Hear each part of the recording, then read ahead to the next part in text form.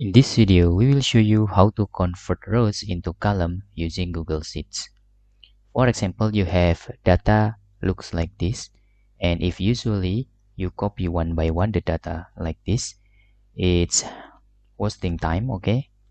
And you can do it manually. How to do that? First, you can using formula with flatten, okay? You can insert equal to flatten, and then you can block the range, and you can hit enter or tab. Now you can see here all the data is appear as the column.